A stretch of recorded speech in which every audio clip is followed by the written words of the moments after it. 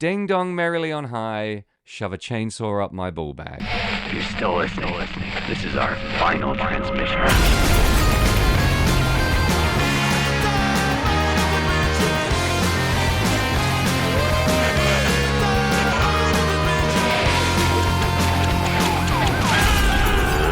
Oh, boy, are we here. Jamie, it's Final Transmission. It's me. It's you. It's once a week. It's a horror movie, one at a time, from now until the end of time. How are you? I am fantastic, Sam. You're Sam Russo. You didn't mention that. I'm Jamie Carruthers. You half mentioned that. Goes without saying. This is Final Transmission. You definitely mentioned that. Correct. Welcome. I'm doing great. Welcome to the show. If you like what you hear, you can view this with your eyes on Patreon for not loads of money. Sam, do you have eyes? Right now, just about, yeah. Do you have ears? Yes. Do you have One. £5 or dollars? Let's have a look. Hold on. No. Well, then you can't subscribe to the Patreon. You can't join us in the Wasteland Resort Shit. and enjoy all of that wonderful content. And that's the last time I mention it. If you don't have to subscribe. It's the same show, slightly longer on Patreon, but that's it. That's it. And video. You get to watch us doing things like rubbing our eyes and yawning and being sad and just going off camera for a minute to perform bodily functions. So get in there. Get in there quick. Yeah. How are you, Sam? Fucking brilliant, bud. Killing it. Yeah? Yep. It's Christmas time. Holy holly. Is it Yep. Christmas time? There's no need to be afraid. It's Christmas time. We let in light. We let in light and we banish shade. What asinine lyrics in that song. Insensitive. Just fucking uninspiringly dull. Nonsensical. All round bad. Every school I ever worked at, we had to do that as part of a staff choir. And guess what part I was always given? That's right. Bonos. You were Bono. Cheers. Yeah, every fucking time. I'd rather be Bono than, I don't know, fucking Paul Young. No. The amount of time you get tarred with a certain brush when you're the guy that steps forward and shouts, "Tonight, thank God it's them instead of you." A crowd of children and parents. It sucks. Anyway, back to the podcast. Welcome to a Christmas edition of a festive edition. What are we doing? How woke are we? I mean, it's A late December edition of Final Transmission featuring the movie. What is it, Jamie? Terrifier 3. Thrice the Terror. Yeah. So obviously we've been covering varying degrees of festive movies throughout December. And we thought we would culminate in this year's biggest festive blockbuster. Is it a blockbuster? No, but it did do quite well at the cinema. It's breaking records. I mean, worth saying, $2 million budget. It's almost 10 times the budget of its predecessor, which was known as Terrifier 2, which we talked about only a few weeks ago. Yeah.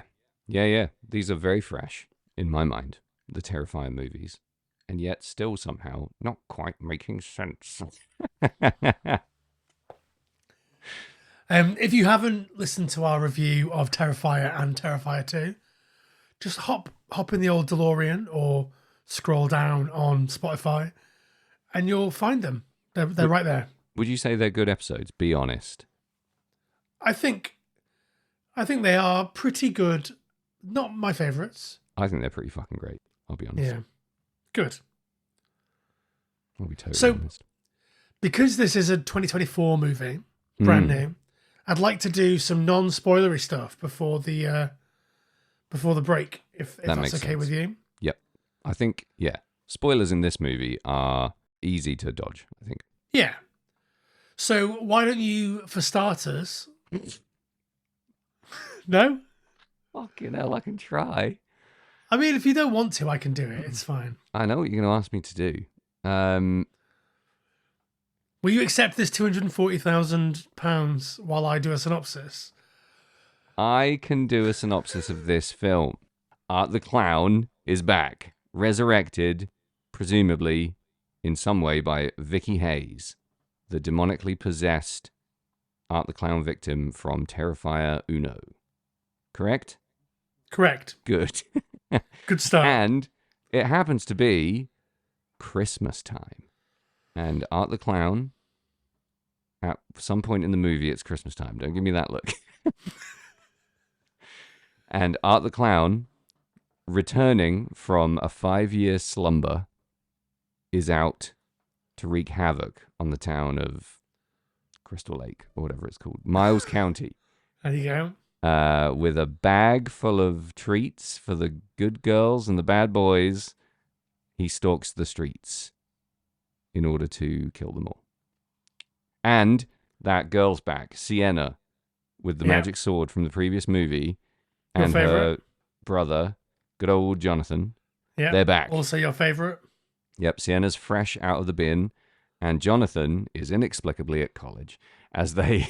It's 5 years later. Yeah, what? He's 10 now. Brilliant. Boy genius. As they once again try and fight off the tide of Christmas evil that is Art the Clown and his friend Sienna, inexplicably. Vicky, that's the one. Yep. Here they come. Woo. Well, pretty good synopsis, I thought. Sure. So, my first thing is, do you think that they were like, hey, Art carries a sack full of stuff. You know who else carries a sack? Jesus Christ. Yeah, and he also died for your sins.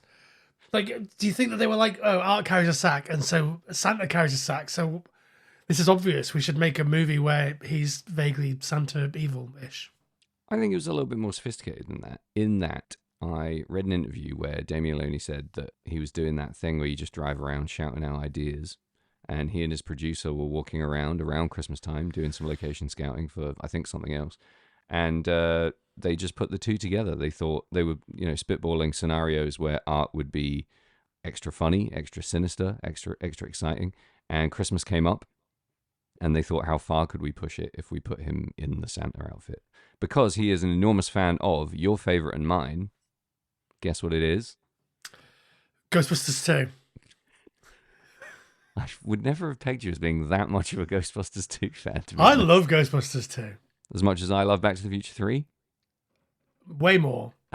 No, a little episode set at Christmas time. Tales from the Crypt. Correct. He's a huge fan of that.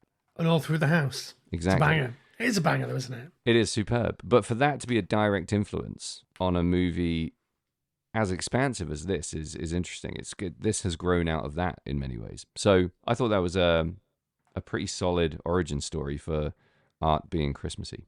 Yeah, I think there's also some very pointed references to Black Christmas. Fuck yeah, there are. We can't really say what they are, I guess. But yeah, well, there we are. talked about him being in slumber for 5 years. Part of that is he's sat in a rocking chair in an attic. Which is, it's not a spoiler. Yeah, I loved it. I have a very mixed relationship with obvious saccharine fan service, but when that shot popped up, I did think, ooh, that's for people like me.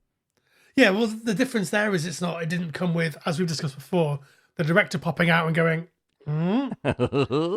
See what I did me there? and you, we know it. Like, yeah. No like precocious teen walked in and went, oh, what is this, Black Christmas? No, it was slightly more subtle than that. Unlike the Shining moment in this movie, which surprised me. I think The Shining is cultural lexicon enough that you can do it without it being necessarily like shit. It's just a thing that people do now. Do you know what I mean? I guess. If you're ever using an axe on a door, the temptation to do that must be overwhelming. Yeah. Every time I axe through a door, I always do it. Yeah, I always go, here's Jamie. That's and out, isn't it? the people that are on the other side of the door that I'm trying to get to, they're always like, The Shining, and I'm like, yeah. There you go. Just so you know, while you were doing that, we called the cops, and they're outside. I was like, but they don't do that in The Shining, so why have you done that? It's ruined the moment. Yeah. So it comes from a good place. This movie. Now, you have a lot of mixed feelings about the Terrifier franchise, as do I. I mean, my feelings aren't massively mixed. I I'm a fan of the direction that it moved. Much more so than you are, I would say. Definitely. Yeah, much more so, yeah. My biggest sort of spoiler-free thing that I want to say here is that, like, there are two movies happening here. There's an Art the Clown movie, and there's a Sienna movie. And they eventually wishbone together as the movie moves on. But, like, I just wish that there was more of that, more overlap in their movie. Obviously, Sienna is still insane, or is reeling from the Art the Clown stuff that happened in Terrifier 2, and is driven insane by that. So the spectre of Art the Clown is looming over the Sienna storyline. But I don't really understand why Art the Clown cares about Sienna. And so, like, he seems perfectly happy bibbling along through his own little narrative, going to bars, ripping beards off Santas, like doing those sorts of things. Like, why does he need to dovetail back into Sienna's story? Which then makes me think, is Sienna's story really relevant? Which I think is where you probably sit. No, well, unfortunately, I think I can explain it. I think it's explained when they described the whole idea that when a demon comes back into the world, there is automatically appointed a counterpoint to balance it and fight it. So she is inextricably tied to art. But, like, if someone was born in Chile, right, and they were the Anti-Jamie, if they stayed in Chile and I was here, yeah, then I would never fight them. I would never meet them. I don't care. Do you know what I mean? I'm pretty sure Chilean Anti-Jamie would be far more motivated to find and vanquish you than you would to find and vanquish him, because the evil is seeking to destroy the good, right? It's nice that you think that the anti-me is the evil. Well, the anti implied that he was the evil, because, you know, in this story, Sienna is 100% good. You know, she's supposed to be held up as angelic in the second movie, Valkyrie-like, if you will. So by the time this movie comes around, she's the whole point is that she's damaged. We get that great trope of a whole mess of emotion coming out of survival, basically, mixed in with a ton of trauma and having to survive in her new life, which has been warped and damaged beyond repair. So in that context, I think, as much as I hate to admit it, it makes perfect sense for them to come back together. I'd love it if she wasn't in it anymore. If that whole storyline just went to bed. But you know, I had no problem with the logic of that, which was surprising to me, because I was expecting there to be absolutely no logic again. Like, I'm not saying that there's no logic, but I just think, like, he's got to have a nemesis, right? You got to have a goodie. But you can have could just be a bus driver or something. Yeah, just a general final girl. It doesn't have to be like. But they know that you and your ilk love her and love that storyline. Like, sure, and that's fine, and I'm okay with that. They're giving you what you want. I only want it because I liked it. What more do you want? I only got everything I liked and wanted from this film, and it sucked. No, I only like it and want it retroactively. Okay. Like, not while the movie's happening. No, not even that. Like, I would have liked basically anything that they gave me. Right. So, like, I like it because I think it's cool. And I do like the sort of Dream Warriors, crazy shit, fucking your favorite Nightmare, Friday the 13th movie. Like, I do like the magic of it, the fantasy element of it. But, you know, I would have liked it if it was just like, you know, Sienna died on her way back to her home planet. Here's a new family that is terrifying. That's really surprising to me. To hear you say that undermines every assumption I had about what you would think of this film, because you were so sweaty, panted about her whole storyline, her whole deal in the second one, that I thought you were going to be like, hooray, she's back. Whereas I was sitting there thinking, have her die in a bus fire, leaving the mental institute or something. Have Art kill her really easily, really early on. Yeah. Classic Jason shit. and then crack on. You know, Friday the 13th Part 2 style. Well, But like I that say, doesn't happen. I like it retroactively because I do like the magic of it and this helicopter thinking that it's like, okay, how do we now? We've written ourselves into a weird place with this character who is a Valkyrie with a flaming sword, and so what do we do now? How do we move that forward? And so I like it for that. I think that's interesting, and I like the movie, and I like the Sienna plot that we get in this, which we've not gone into much detail of yet because we're pre-spoilers. But I also think like they could easily have not done that, and I would still have liked it. They could have not done it in the second one, and I would still have liked it. Right? Why don't we? What I else think can you I've say said that's everything. not spoilery? Well, I've said everything that I want to say that isn't spoilery. Okay. Do you want to tell us if you liked it? Do I want to? You first. You Yeah, I think it's started great. this. I mean, I've seen it 3 times now. Thrice. Hmm. Thrice the third movie you've seen. You saw it in the cinema? Yep. Just the once? No, twice. You watched it twice in the cinema. Correct. This is news to me because I thought that you were saying you had a lackluster response after your first viewing. Has it grown on you? No. And join us next week for. You enjoyed it. It was great, but it hasn't grown on you. No, I always enjoyed it. Oh, okay. I have some opinions and some things that I didn't love, Yeah. and that's fine. Yeah. But as a whole, overall, when taken completely from a sort of a overhead perspective, Yeah. when I sort of look at the whole thing, I liked it. A ringing endorsement. That's so tentative. You're freaking me out with what your problems with this movie are going to be. I mean, I've already sort of alluded to some of them. Like I didn't like the separation of, church and state. Yeah, but I don't get that because they're. Do you mean you just don't like them being geographically apart for the first half of the movie or whatever it is? It's the first 2/3, and I think that obviously we're not in spoilers, so let's leave that at that for now, and we'll come back and talk about it when we come back and talk about it. All right, to be continued. Yeah. Do you want to tell us if you liked it before we go Yeah, for a break? I thought this was fun. Now listen, I go into the Terrifier movies thinking I'm only going to watch them once because I find them so harrowing and so exhausting. And to be honest, most of it is very base enjoyment for me. It feels like very lowbrow entertainment that I don't necessarily have any desire to relive. It always feels really unpleasant. It's not a pleasant experience. So I never think to myself, you're going to watch this again, so you can fucking snooze through it or whatever.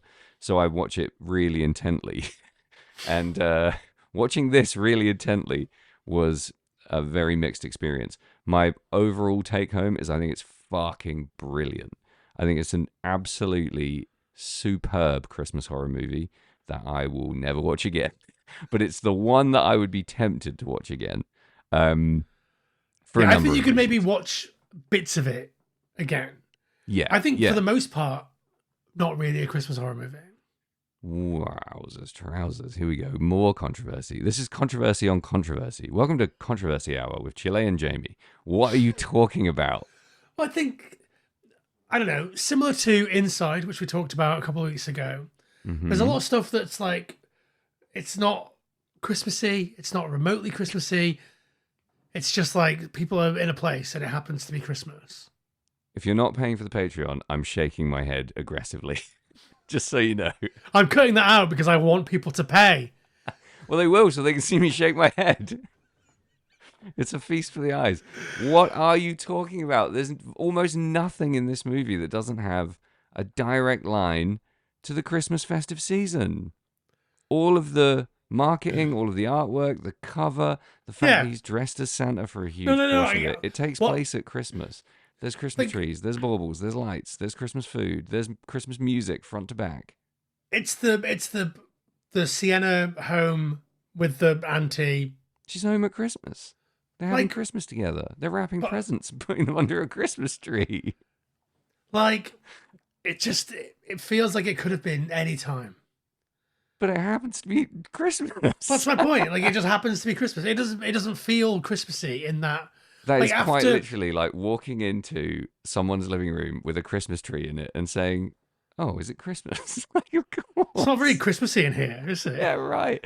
There's fucking decorations up the banisters. Everyone's talking constantly about Christmas. I There's a mean, tree.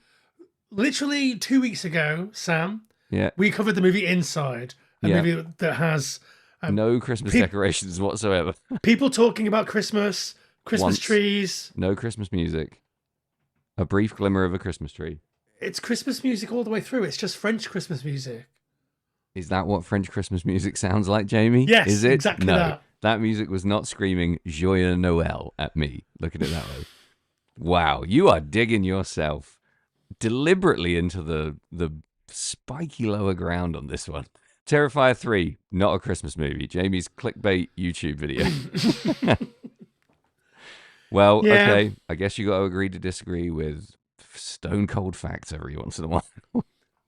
Well, luckily, I have the power of the edit, so Dude, if people are going to argue for hundreds of years about whether Die Hard is a Christmas movie or not, this is definitively a Christmas movie, and it will be in Christmas horror movie lists and the Christmas Yeah. horror movie lexicon and the conversation about Christmas horror until the end of time. I'm not saying it's not a Christmas movie. I'm saying that the Sienna narrative Yeah. doesn't feel very Christmassy for a big chunk of it. I mean, yeah, I guess that's tricky. You're separating out, one narrative thread from the rest of the movie. That, again, I don't really understand because it feels really woven into me in a way that Like, it wasn't in the second one. After the opening, art, Santa, There is a Christmas scene at the beginning, yes. Christmas slaughter Spoiler free. Spoiler free. at the beginning. Yeah. After that, Yeah. it's not Christmas until Art gets to the bar. I don't know. Feels like there's a lot of Christmas in there.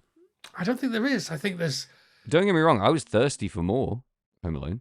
And I wanted, I wanted as much Christmas as possible because anytime there is horror happening at Christmas, I see it as an opportunity to max out that aesthetic and that feeling and that atmosphere. That's why you I loved guess- Inside so much. Yeah, right. So magical. I guess you can't. It's not really, she's not coming home for Christmas. She's being let out of the bin. Like, she Exactly. can't make that all that Christmassy. But I think they did it well. It still felt Christmassy to me. Okay, The Yule well, log was still smouldering in those scenes. let's take this break so we can get into some spoilers because we've already been talking for 40 minutes. And sure, 20 minutes of that's been cut out, but We're really edging these spoilers.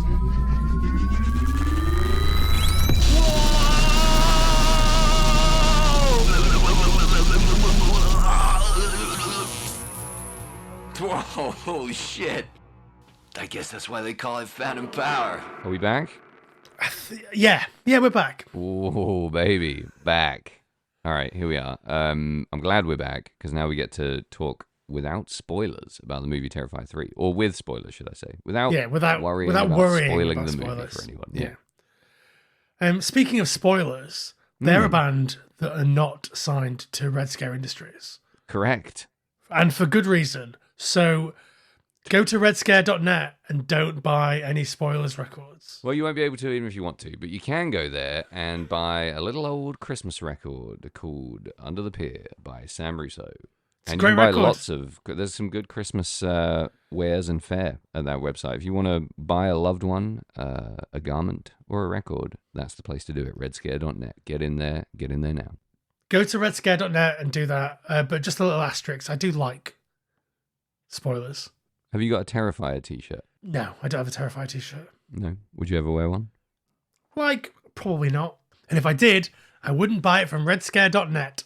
You wouldn't be able to, even if you wanted to. You don't sell Terrifier t-shirts, you'd be amazed to learn. So, no Terrifier t-shirts, no spoilers records, no... Fucking hell. No Christmas. Christmas is cancelled. Jamie says so. Yeah. Okay, spoilers for Terrifier 3. Yep. That's what we're doing now, Sam. Okay. So, the thing that surprised me about this movie, I think, is how unflinchingly and early in the movie, Art the Clown chops a child to bits in his bed at Christmas. Yeah, Now- so I think it's cool to see Art just killing randoms again. Fantastic. Absolutely love it. In the second one, which I like, and I like the Sienna stuff, and I I'm a big fan of that. Mm-hmm. Like, we never see him just doing his random killing thing. Mm. So I mean, and it almost makes the opening scene feel weird to me. That like when does that take place? He's got the beard, so it's obviously later on in the movie. Like, who are these people? Why is he killing them? He no longer kills at random. Yeah, it makes it scarier to me. It feels really classic slasher. Every minute of that feels really earned as part of as the third part of a franchise. It was really exciting and edge of the seat stuff to know where it was going to go.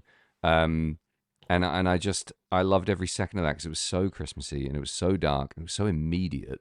And it was everything I like about Christmas horror, really. It's a very, very festive antagonist doing very psychotic things in the dead of night, very close to Christmas, creeping around a house. There's kids, there's snoozy parents giving each other attitude, but they're obviously a very loving family. It's all the good stuff. I disagree with that. I think the dad in this little mini slasher that's happening in the opening is a fucking arsehole. Yeah, but he's just trying to sleep, dude. Like, can you imagine the things you've said to somebody who is on your last nerve when you're just trying to fucking sleep in your life? I bet you've used some colourful language. No, never. You're a snoozy boy, Jamie Carruthers. I know for a fact. You've said a harsh word or two to somebody disturbing your slumber. I don't think I've been like, tell my fucking 8-year-old daughter to suck it. I'm going to sleep or whatever. Like, listen, do you know what I mean? If you've seen Terrifier, you know that's not what happens. It's the vibe. The vibe is like, this kid is a fucking little knob and I'm going to sleep. I'll eat the cookies. Don't talk to me anymore. Yeah. The only bit that didn't work for me there is that she felt that he had to eat the cookies for it to seem authentic. You could just break them a little bit and put them back in the box. You know what I mean? You have to fucking literally eat 13 cookies and drink a pint of milk to convince your kid that Father Christmas has been there. Also, you've got to eat these cookies that have been out all night. Yeah, right? Like, you could just get them out in the morning and leave some crumbs. You don't even have to put them out. The kid's never going to know. You just say, I'll put them out for him. And then in the morning, you break up some crappy crumbs, put them on a plate with a bite taken out of a carrot. And do you not know how to do Christmas? What is this? Your first fucking... No, your kids are old enough to be chopped to death by a psycho clown. You should be old enough to know how to fake Christmas.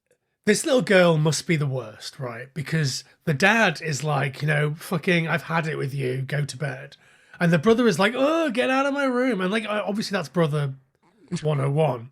But this is parent 101. Look, neither of us are parents, Jamie. There's going to be parents out there so upset that we're implying he's not a good dad because he just wants to sleep. I'm trying to keep you on the right side of history here, bud.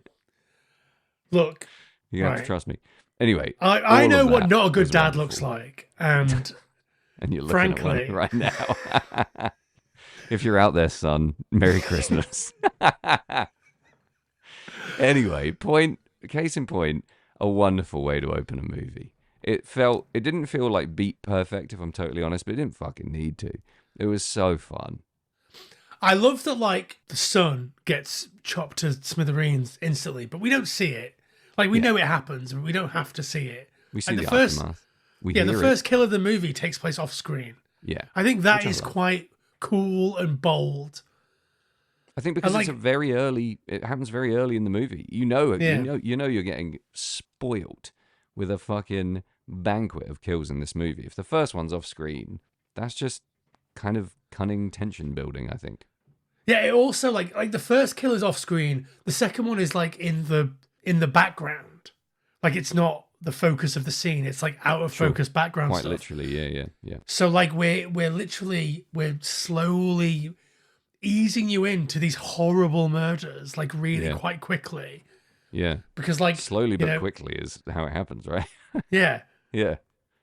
Easing you in but quickly. It's yeah.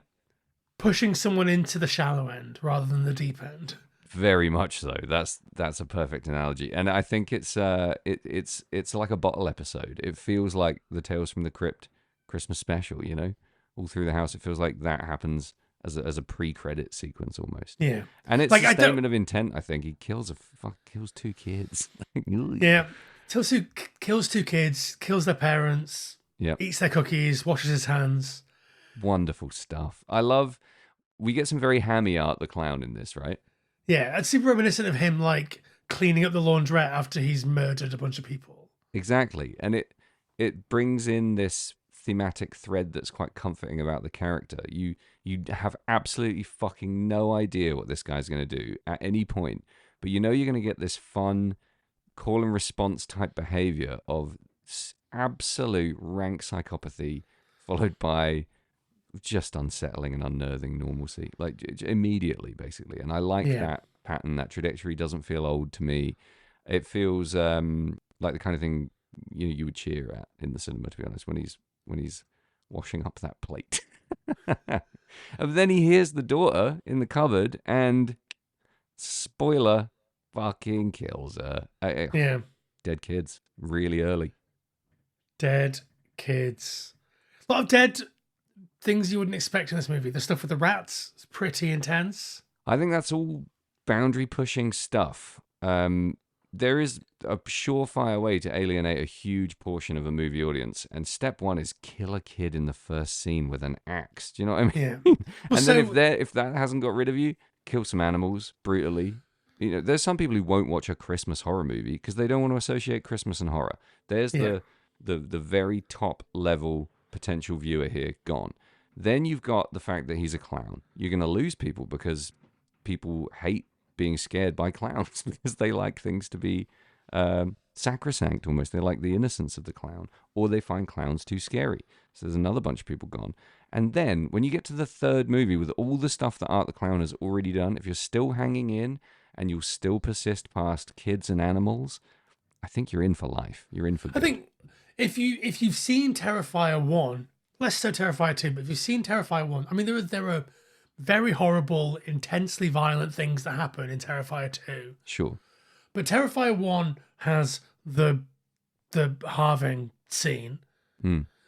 And, like, if you have got through that, like, I think the stuff that happens in Terrifier 2 that's extremely violent, like the stuff with the salt, it's almost like a joke and a punchline. It's like the killing is the joke and the setup, and the rubbing the salt is a punchline there. Yeah, like it's not very grisly, but there is an element of it that's so over the top.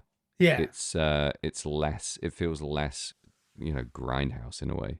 Yeah, so if you get through all of the really horrible, quite violent stuff in Terrifier 1, then the stuff that happens in this one, Terrifier 3, should not bother you.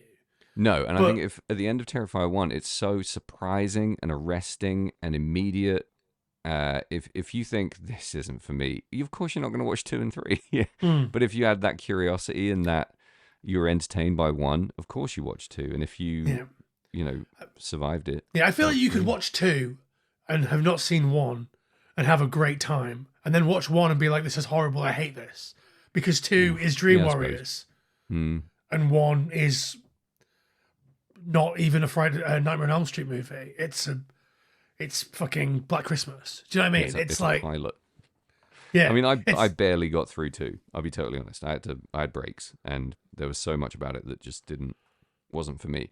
But yeah, I really feel like this movie sets up that opening scene to be like, we're gonna kill kids because it's Christmas, and you're either on your way out of the cinema trying to get a refund, or you're immediately in and glued. You have to kill kids at Christmas. This is my point. I mean, we talked about this recently. Like, the thing that's scary about a killer Santa is the access that he has to your children. And, like, there's some stuff that happens later that I am not stoked on. The mall Santa bomb in a box thing. Like, I mean, I love the spirit of it. Yeah. But I hate it. I don't know. It feels like we're pushing things into a Looney Tunes sort of direction and away from like a cool slasher. Yeah, when that happened, I laughed really hard because I could feel it coming. It's the kind of payoff I love. Do you know what I mean? I knew they weren't going to do, anything that would upset me. Do you know what I mean? They're not going to have like some kind of horrible, protracted child torture scene or something. But blow up a room full of kids? Fuck yeah. I was howling. Between my first watch and my second watch, Yeah. I had forgotten that it was a bomb, and I think I'd removed the bomb, like Right. erased that from my mind, and inserted a bazooka. See? And that's fun. It's fertile Like imagination soil. But like, it seems less passive to me To to bazooka to bazooka the room full of children than to like. Yeah. But I like that we've got more of the tinkering, scheming Art the Clown in that. It's pure chaos, but it's also all totally off screen. You don't know it's a bomb until it's a bomb. But and you that's know that, fucking like, hilarious. You know he'll shoot a gun, which is great. You know that he'll blow a guy's head off. Brilliant. But he will also blow up a shopping mall full of children now. Wow. Love that. A great escalation. It was visually a little bit jank, sure. But I'm not in that place when I'm watching this movie. I'm not like, oh, that doesn't look slick or expensive. I'm just like, fucking blew up those kids. Oh my God. That sort of runs on to a point that I wanted to have a chat with you about, which is like, does this movie feel like it cost 10 times the amount of Terrifier 2? It feels, it looks magnificent for my money for the most part. All right, let me rephrase. All of the Art the Clown stuff looks magnificent. There are some beautiful shots. I think that, like, Terrifier 2 also looks great. I feel like this doesn't look any better. The gore isn't any better than the gore in 1 or 2. I wonder if it's just like, I think we it's can afford to have better. I think we can just afford to have a proper crew now. Yeah, so we'll pay people properly and we'll do stuff properly. It's difficult for me to agree with any of that because I think it looks way, way better. I thought the gore effects were, even though the others are spectacular, like almost unfuckwithably brilliant, this just for me looked so much richer. There's obviously stuff happening with the edit and the camera work that I don't understand and that can't even begin to pretend to, but we could spend more time looking at stuff without having to cut away because it looked incredible, I think, in this. There's much more richness in the saturation and the sort of the composition of some of the shots are just fucking pure horror magic. I felt like the acting was much better. Obviously, you had a few quite impressive cameos that probably cost a few quid or were just done out of sheer goodwill. Maybe, but I think that those cameos were some of the worst performances in the movie. I think Clint Howard needs to have a word with himself for fluffing He really so fucking badly. does, right? Like, we love Clint Howard. We love him. Hi, Clint. Yeah. Friend of the pod, Clint Howard. But you're given everything you need to create a classic Clint Howard real moment. Yeah. You know, he's given a Christmas horror scene with a much-loved niche slasher character on the rise, a great character to play, everything he would normally smoke, and it's you're bouncing off Daniel Roebuck, who is great. Like, Daniel Roebuck is doing the best that he can in that scene where he's acting against someone that looks like they've never been on a set before, and then like a silent mime. Like, do you know what I mean? He's doing the best he can. Yeah, and also I want to credit his performance. I thought it was fucking fantastic. That was one of my favorite scenes in a horror movie for a really, really long time, and I loved everything he did. Calling him Clowny while he's being tortured, it was so perfect. I love the idea that, like, mall Santas or whatever are like, when I'm in the suit, I've got to do the job. Yeah. Like, it's great. Like, don't go to the bar in the suit then. Yeah, like, I love that, but I also love the chick magnet aspect of the Santa that they're trying to push there. And then also the horrible foreshadowing is like, you're not a real Santa if you don't have a real beard. Like, yeah, and we've already seen him with a bloody pink beard. Like, oh my goodness.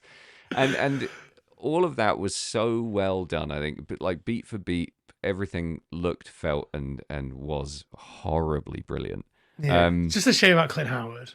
Yeah, and I just don't understand why. You know, if I'm watching this movie again, I'm watching that closely because, like I said, I love the guy. I think he's magnificent, but just not doing it in this for me for some reason. Less said about that, the better, maybe. Yeah, I mean, kind of still love that he's there. You know, me too. And like the physicality in the face is just it's great for this character. Yeah. This guy's been acting for like 50 years at this point. Come on now. Come also, on. give us more face. Like, we're here for the face. Yeah. He's shot kind of from a top-down bartender point of view angle for a lot of it, and I was just like, get under. Let me see those toofers. Yeah, weird. But, you know, in terms of like where the money went and what this movie looked and felt like, I feel like there was only a few moments where I thought, oh, this is a Terrifier movie. This shopping mall looks ridiculous. Or like, you know, this college is like, I don't know, someone's living room, whatever. But that didn't take me out of it at all. And I just thought everything, basically, from front to back, looked like so much thought and care and attention had gone into it. The set design was elevated, I think. You know, these houses looked like very real Christmas houses with real people living in them. Yeah, fair.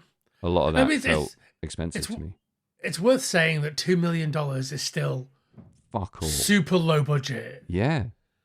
And I think this movie stretches that. If you'd asked me to guess, I probably would have said fucking 8 to 10. Yeah. I don't think I knew it was 2 until you just said. I think it's like, that makes the second one all the more impressive to me because that is $250,000.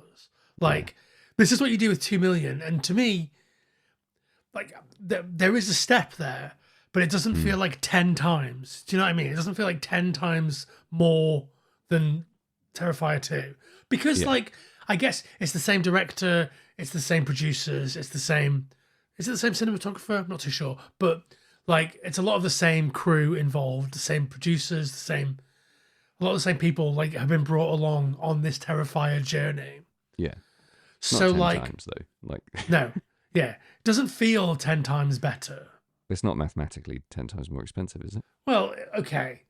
8 times rather than 10 times. Yeah. But 8 is very close to 10. So very close. I'll take that. I'll have that. Close enough. Yeah, it doesn't feel 10 times more expensive. I'd say it feels maybe 8. It's just, for me, I'm just not like a budget. I don't know where this fucking money goes. I'm not that kind of guy. But all I know is that there were very few moments where I thought it was wanting of more attention visually. You know, when you're in gore scenes, fucking the last thing I'm thinking about is money. And well, like, it's only really some of the sets that put me a little bit off balance. But I'm with you there. But what I'm saying is, like, I had all of that in the previous ones. I didn't at all. That's why it's different for me, I think. I thought the second one looked like trash a lot of the time. And the first one looks exactly how much it costs. And I love how greasy and grisly it looks. It's like Saw, you know? Yeah. How did you feel about getting more of the place where we see in the opening scene of the first one where he's doing his makeup in that weird little cellar or whatever? How did you feel going back to that? I loved it. I thought that's something that you almost kind of have to go back to in a way if you're bringing him back in this way after a slumber. I really enjoyed the aspect that he has this bench where he makes weapons. I think that gives you bags of room. I mean, there could be 100 Terrifier movies as far as I'm concerned. And I think if you keep some of those key touch points in, you're building such a great identity for this potentially very enduring slasher killer that could be a total classic. So doing that felt classic in all the right ways without being unoriginal. It sort of made me think of a lot of those scenes in like Sin City where Marv's going through all his stuff and you get those beautifully lit downward shots of his hands, and it felt very Evil Dead and all the stuff that I like, basically. So anytime you get to get under the skin and behind the grease paint a little bit more, I enjoy, because he does so much of his best stuff when he's alone on screen, in my opinion. Yeah. So how do you feel about Vicky Hayes coming back? Just get rid of it. Like, just so dull. I get you might be okay. So she could be a Skeletor character, right? She could just be masterminding shit from Castle Grayskull and show me that every now and then. Great. But I just did not need I didn't need her at all. She wasn't there so much that it pissed me off. I just didn't like what she brought. I don't like that character in movies, really. The in-your-face, nasty, calling you a bitch, and then somehow weirdly, but also being a demon, for all the malicious, nonsensical storytelling to kind of tie up in one person. Don't like it. So, like, the character that is that in the second one is the little pale girl, which you also didn't like. But obviously, the little pale girl is mute. I liked that character, and I loved the visual, and I loved a lot of the stuff that fucking character did. I still hate the idea. It just doesn't, maybe it's just an aspect of the idea that's executed in a way I don't like. I'm not saying it's bad in any way. The actual possession scenes where you get to see those yellow eyes and there's the deep voice and the swirling wind and all that, that was cool as hell. Yeah. Wonderful Pure stuff. Evil Dead stuff. And a total escalation from the second. Didn't Yeah. see it coming at all. Added an aspect to the story. They're trying to break her down to the point where she will accept a demon. That was very cool. I just don't need her running around with Art making him a sidekick. Exactly like I don't need a sidekick here at all. Yeah. It waters down Art. In the second one, the little pale girl, the little clown girl, feels like his sidekick. And maybe she's like, masterminding stuff or like leading him a certain way. But she, by virtue of being a little girl, always feels like a sidekick. Whereas I think you're right. I think Victoria Hayes in this makes Art feel a bit more sidekicky. Yeah, and I don't want him reduced. His menace is enormous. Don't I guess because like take he's anything away mute from and that. she talks like. That's the only thing I had in my notes, was that they needed a character to talk to work this exposition through, because it's not obvious.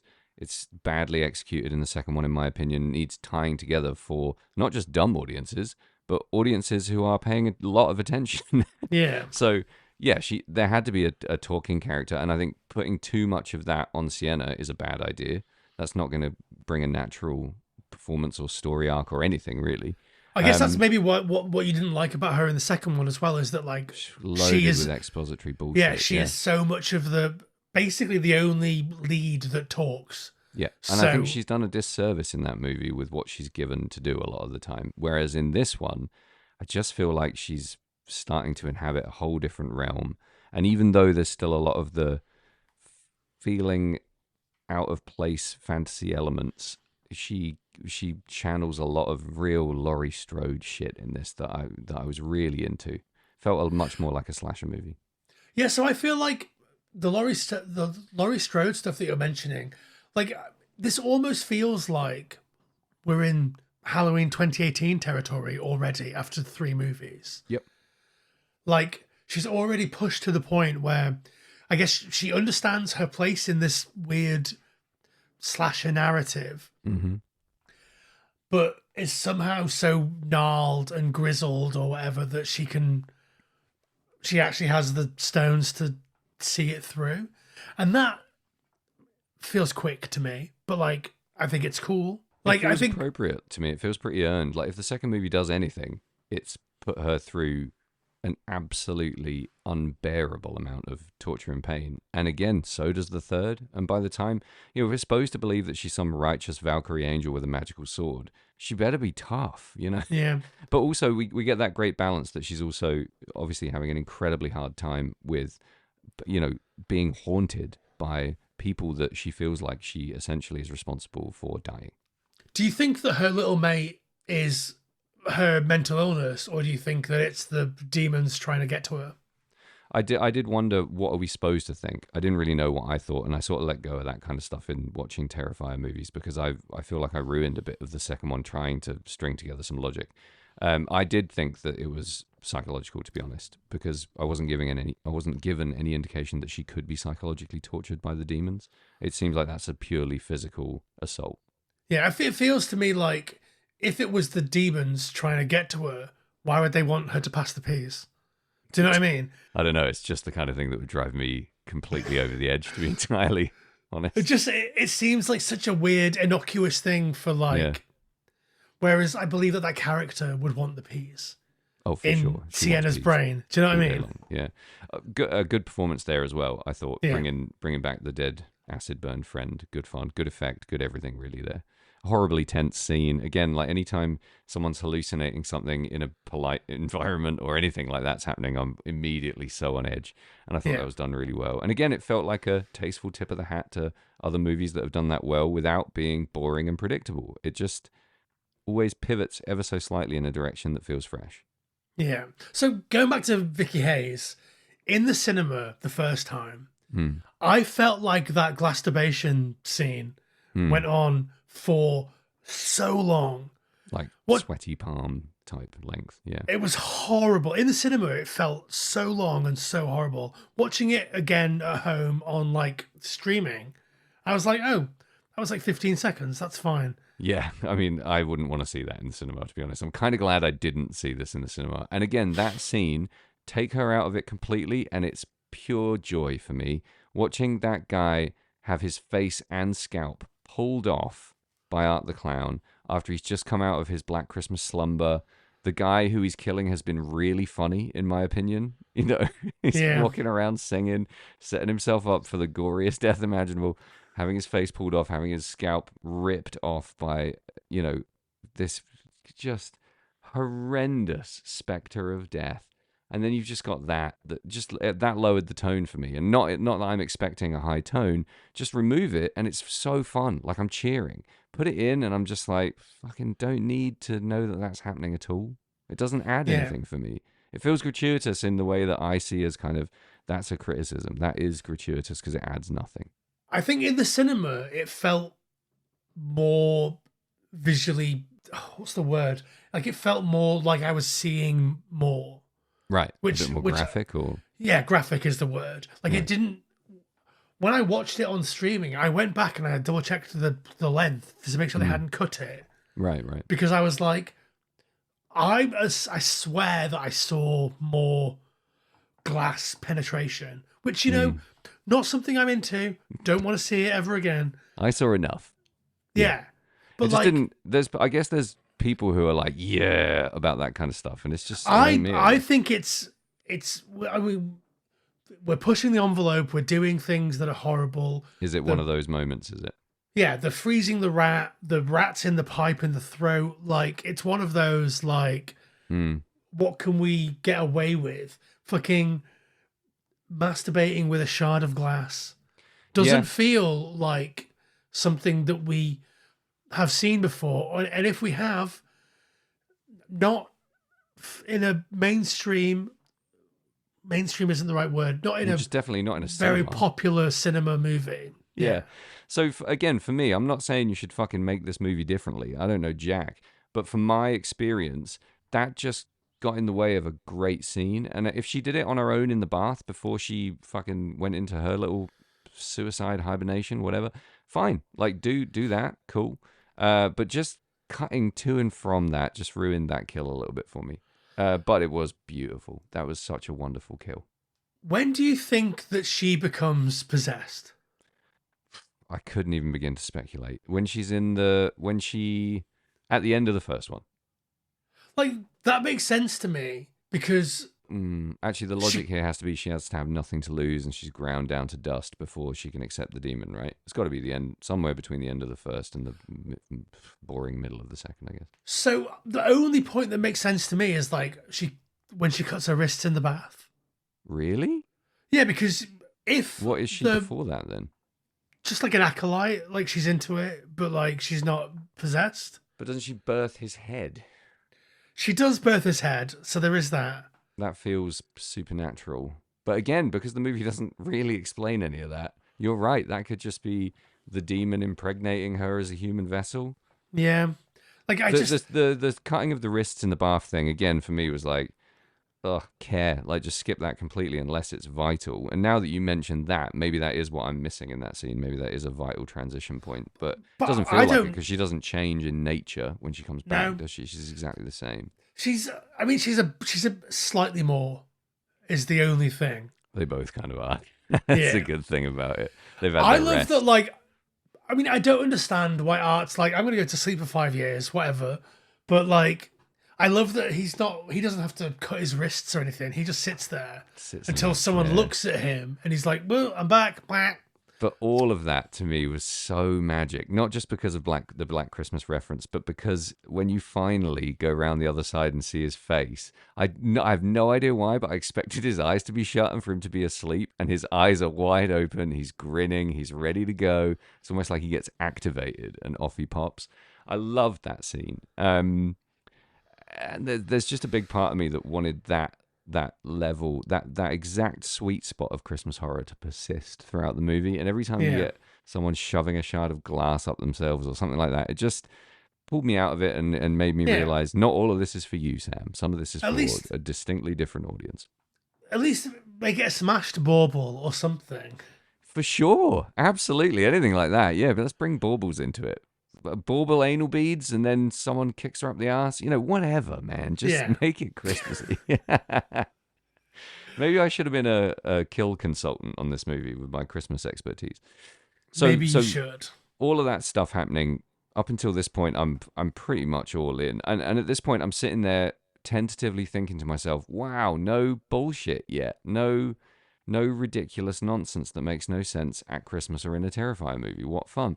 And it never goes too far for me, really. I even love when the floor opens up and swallows everyone in the living room. I thought it was fantastic. Classic Final Transmission trope. How does this keep happening? I know, right? It's a real winner. It's a real go-to. And I think it's probably because it's because we want that to happen in our lives to ourselves so often. I mean, I think in the last 48 hours, I've wanted that 5 or 6 times. If my living room floor opened up, I would just fall into the flat below me. And that would be shit. You're so removed from the joy and the wonder of the season, Jamie, that if your floor magically opened up in a horrible vortex, you would just end up downstairs. Yeah. So, with all that in mind, where are you in terms of the kills in this movie? Are you feeling surprised by this point in your first, second, or third viewing? What do you want more of? How satisfied are you? How excited are you? Tell me about your emotional landscape vis-a-vis kills. I really like the kills in this. I think that they're inventive. Apart from the mall bomb, boring. I love when he shoots a gun. Yeah. I love that, he never... Art the Clown, when he's killing, always looks super stoked. Yeah. Unless he's shooting a gun, in which case he looks like he's bummed. Dead serious. Like, Downward frowny face. Just wow, what a He's move. like, I'll kill you, but this isn't fun for me. It's almost like the gun signifies when he's not going to have any fun killing you. He just wants it done. You're not fun to him. Get rid of you. And I love that. He's got such personality. I think that's really, really fun. So clever. Kills wise, not stoked that Uncle Knobhead gets killed off screen and then we just see his corpse strung up. Super not stoked on... Sorry. Yeah, I get on the fact that Jonathan dies off screen, apparently. We'll see about that in Terrifier 4. Seems like a pull punch. Seems like a weird thing. This is a character that we've established and have followed through 5 years at this point. It feels weird to me that you would just kill him off screen. I'm still skeptical that, I'm with you, because I don't think they would have got the rhythm so wrong if it was really him. There's nowhere near enough build... There's nowhere near enough of anything for that to really be him, surely. It's too... I don't know, it feels poorly executed if it's him, and I don't think this movie is doing poorly executed main character kills. Yeah, and Vicky Hayes is she already lies about who that skull belongs to. Oh, yeah, So she's a devious trickster. So we know that there's a possibility that she's lying about who that skull belongs to. Yeah. But if that's the case, bore off. Jonathan isn't an interesting enough character for the mystery to be interesting to me. He's only really made interesting by Sienna at this point, I think. And for me, again, I don't want to sound like a dick, but the strength of the performance isn't there for me to really care. I like him a lot more in this than in the second one. I'd say almost 100 times more. And I will be a little bit sad if he's dead, just by virtue of the fact that you're right, it felt like a pulled punch. And I just don't think that this movie's doing that. So, but again, a cool thing to have happen in a slasher, to have you walk away and talk about it. That's one of the things I love about slashers, is how much you want to speculate afterwards about the mysterious elements, the bits that don't add up but could be deliberate. I love that stuff. So I really enjoyed walking away thinking about whose head that was. Yeah, it just means that, for me, if you wanted to kill off Jonathan, you would do it in the opening scene. Or in the opening scene of the next one. Because it's here is an established character. Look, all the rules, all bets are off. We're killing one of the main characters. Yeah, it was so jarring, it made me think, did he pull out? What happened here? There's something happening off screen that's caused this to happen. Did he get sick? What the fuck's going on? So yeah, I don't know. I don't know about that either. So you seem to be on a roll with kills you're not stoked about. Continue. So my favorite kill, Yeah. podcasters, right? Mm, Fuck them. I hate podcasters. me too. In Despise movies, them. in real life, if I Yeah. ever meet a person with a podcast, I will punch them in the eye. Me too. So- I'll punch him square in the throat. But So you're right. Halloween 2018 is immediately so disgustingly dated by those roving podcasters. Like, just Yeah. get them the fuck out. Just say you're writing a book or you're a reporter. Keep it simple. yeah, like it kind of makes sense in this, but it's from 2024 and I watched it in 2024, so who knows what it's going to be like in 2026. You're But writing a paper for a sociology class. You're at college. Just don't Yeah. bring podcasts into it. Get the fuck. I just really like the fucking South Bend Shovel Slayer or whatever. Like, Or I would you love just to know. Like, you just Yeah. know it happened and you see her. Like, the fuck? Like, yeah, I don't know. Stupid. But anyway.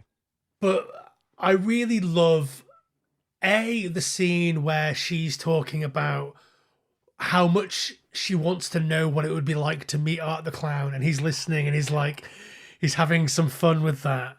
And then It's so brutal. and then the moment when he kills her and he takes the glasses off, like we don't fucking know it's him, but he takes Yeah. the glasses off just so like she's like, oh yeah, it's you, and we get that shot of her face being like so fucked and not able to really show any recognition, but like there's a tiny bit of recognition in there.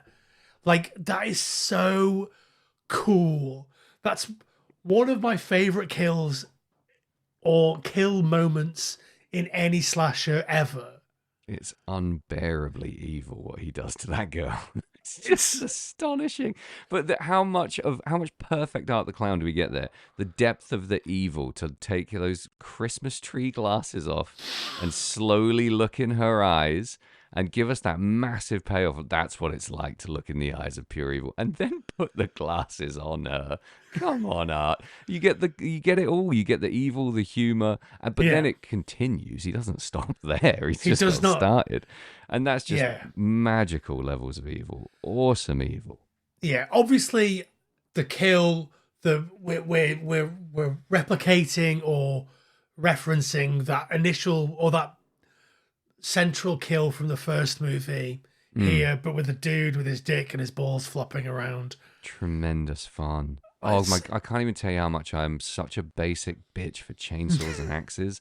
And when you bung that fucking going to town on those clackers, and you get to see them bouncing around, and there's a floppy old dong banging around down there. Such good fun. Yeah, the thing that I like in that scene the most is the organs steaming.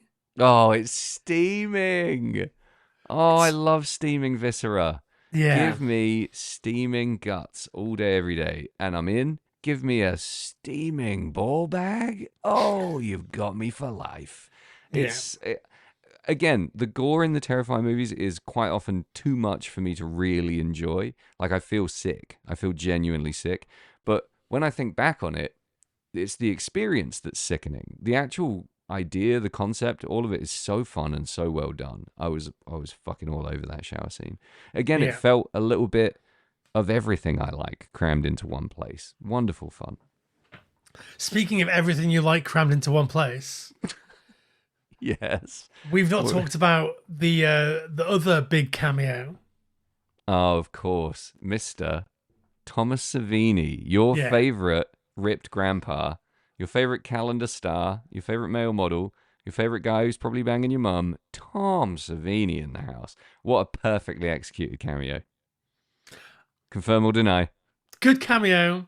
He's such a natural. He's so naturalistic when he's on screen in everything he's ever done. 100% believable immediately. 100% lovable. He's there. We cheer.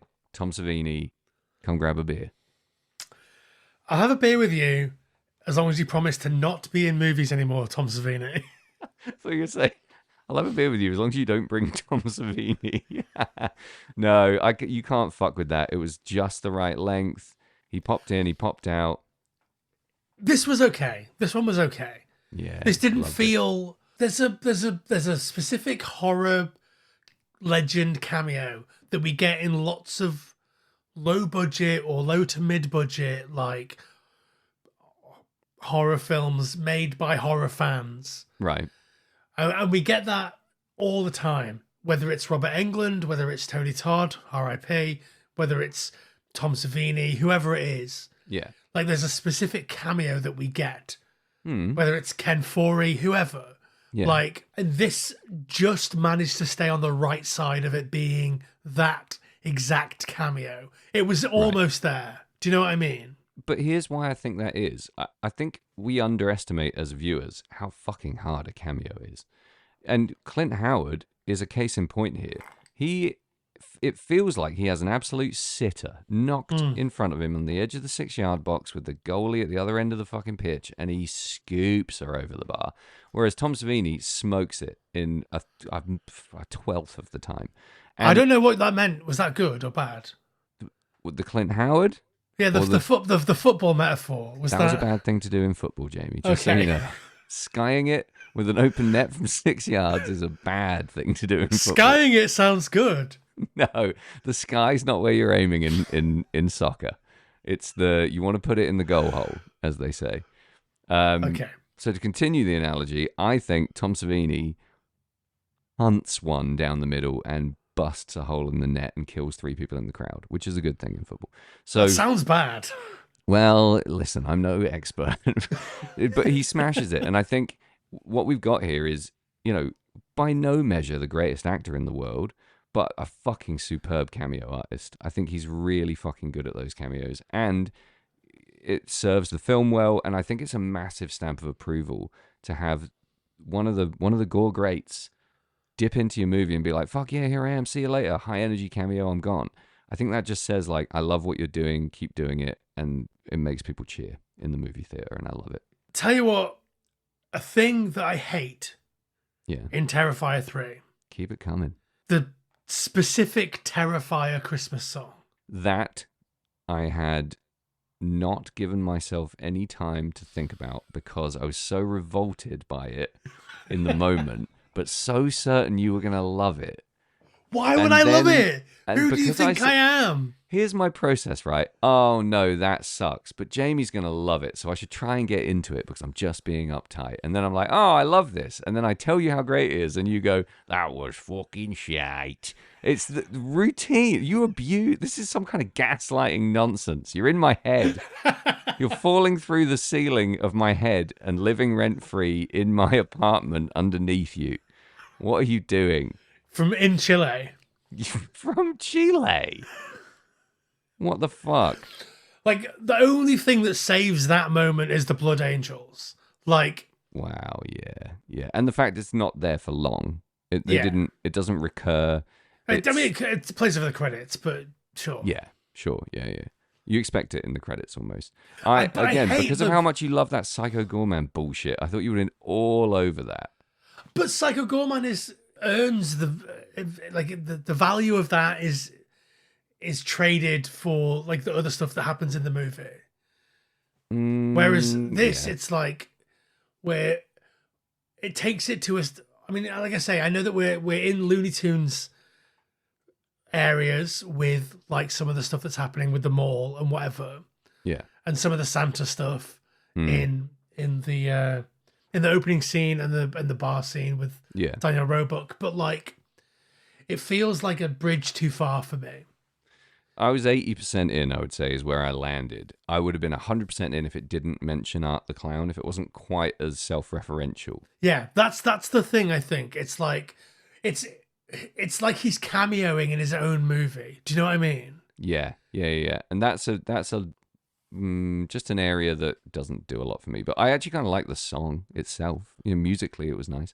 And again, music plays such a huge part in Christmas movies. I think it's a bold move, and it's obviously a very, very conscious move. They've composed, written, and recorded that song specifically for the movie. So I've got respect for it, and I think it takes its place in the horror Christmas canon, and it sits there loud and proud. Yeah, I think maybe that is an instance of Damien Leone like drinking the Kool-Aid. Yeah, possibly. Because there is a guy in this movie dressed up like Art the Clown. So we know that he exists as a murderer before he becomes a crazy demon murderer. So there's a blurred line between the reality within the reality and the fiction and the what's diegetic and what's not. So yeah, it's a tricky one, and I don't know where I land on it, except that it didn't piss me off so much that I wanted to bring it up. I kind of enjoyed it. Yeah, well, I mean, it pissed me off enough that I wanted to bring it up.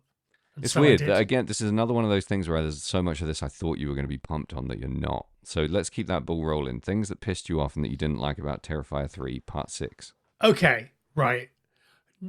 Nobody, I repeat, nobody is buying Art the Clown in his bloody Santa outfit as a real mall Santa. No one, he can't do anything in the real world because of just the teeth. When he's in the bar, if I see a guy with bloody teeth, listen, guys with bloody teeth have pissed on my leg more times than I care to talk about. But that's my fault for letting that happen. Oh my God, it takes it to a place of such comedy when someone trusts Art the Clown in any way to do anything in the real world that I'm just all in, I'm afraid. Well, Look I at wouldn't in the fucking bar state scene. of this guy. In the bar scene, it kind of makes sense because Clint Howard is there. Yeah. And he's like the real life Art the Clown. Do you know what I mean? Yeah, he could have been Art the Clown, yeah. For sure. So like that kind of makes sense. In the mall, yeah. where we've seen the lovely avuncular Santa and the friendly elves. Yeah. And like fair days, all those kids deserve to get blown up for mobbing. Just for being kids. Santa's giving out presents. Yeah, that's his fucking job. Well, stay in line. Do you know what I mean? I'd like to be Jamie for a minute. Do you think this is deep socio-political commentary on the nature of avarice and the commercialization of Christmas and the dispassionate purchase reward culture that these parents have let themselves get into to the point where they neglect their children so much that they just let them run up to a psycho clown and then get blown up? Can you repeat that? Sorry, I don't speak Chilean. No, I can't. Yes, you do. I don't think that is a comment on that. I just think you're such a fucking contrary bastard. They just Can't wanted. Please, you master. No, like I like that you've thought that, but I don't think that it is that. I think maybe it's just that, like, kids are dicks. Let's kill them.